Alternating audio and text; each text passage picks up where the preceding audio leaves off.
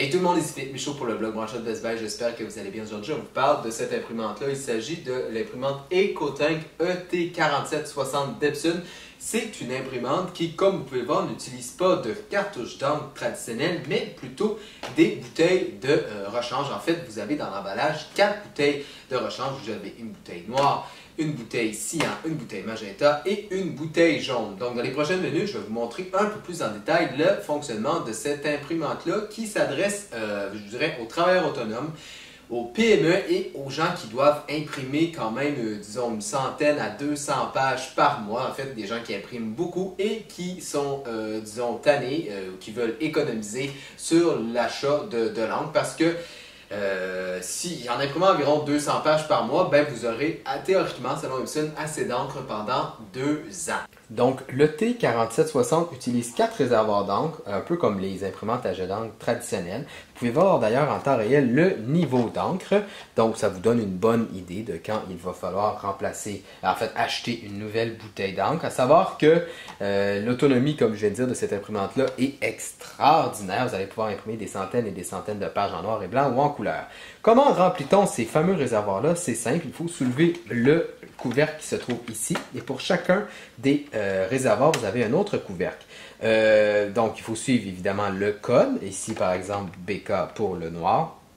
Et ainsi de suite. Ce qui est bien, c'est qu'Epson a pensé vraiment à tout parce que chaque embout de chacune des bouteilles est doté justement d'un embout un peu différent, ce qui empêche par exemple de mettre du noir dans du cyan et ainsi de suite. Donc on évite les accidents, on évite de se tromper de réservoir d'encre. Autre chose, les bouteilles sont dotées d'une technologie qui les empêche de couler, donc les bouteilles ne coulent pas.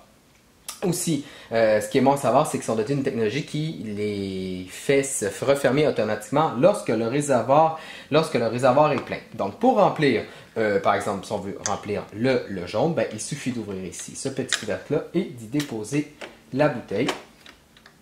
Et ensuite d'attendre un peu et on peut voir en temps réel que le niveau d'encre se remplit, que le réservoir se remplit. Dans l'emballage, vous avez donc 4 bouteilles, puis ces 4 bouteilles-là fournissent suffisamment d'encre pour remplir les réservoirs totalement.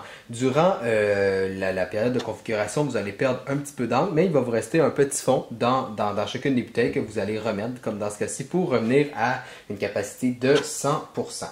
Donc, une fois que l'encre a été ajoutée, ben, il suffit de retirer la bouteille, de fermer ce petit couvercle-là et ce couvercle-ci, et le tour est joué. Donc, le bac de l'ET4760 est situé en dessous. Vous pouvez y mettre jusqu'à 250 feuilles, ce qui est très bien pour les gens qui doivent imprimer souvent ou les gens qui doivent imprimer de longs documents. On ne doit pas constamment remettre du papier. Et ce qui est bien, c'est que à chaque fois que vous fermez le petit bac à papier, ben, vous avez un petit message qui s'affiche automatiquement qui vous demande quel est le type de papier choisi, ce qui peut éviter les erreurs d'impression. En parlant d'impression, on peut imprimer à une résolution de 4800 par 1200, ce qui est très bien pour ce type d'imprimante-là. Vous pouvez évidemment imprimer des documents noir et blanc et des graphiques, mais pour les images, l'imprimante se débrouille quand même assez bien. Vous avez, d'ailleurs aussi, elle peut imprimer, bon, c'est pas l'imprimante la plus rapide du marché, c'est pas non plus la plus lente. En fait, vous avez une vitesse d'impression ISO de 15 ppm en noir et blanc et de 8 ppm pour ce qui est de couleur. Et à noter également que cette imprimante-là peut imprimer en recto verso, ce qui est bien pour économiser justement le papier. Et pour vous montrer la qualité d'impression et la vitesse d'impression de cette imprimante-là, ben, je vais imprimer une photo en 8,5 par 11 d'un voyage que j'ai fait il y a quelques années à Niagara Falls.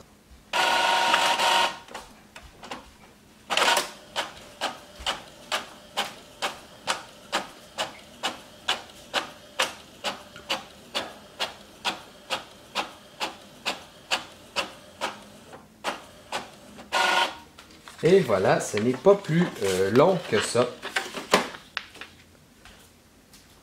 Et je vais juste descendre comme ça pour que vous puissiez bien voir. Je vais rapprocher la caméra.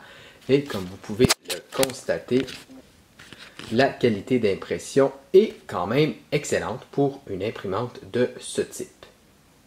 Enfin, terminons ce test par petite précision sur les autres fonctions de cette imprimante-là. En fait, cette imprimante-là peut également servir de numériseur, de télécopieur et de copieur. Donc, vous pouvez, si vous avez par exemple une photo à mettre, vous pouvez en mettre une ici. On a les formats lettres et A4, les 5 qui sont supportés.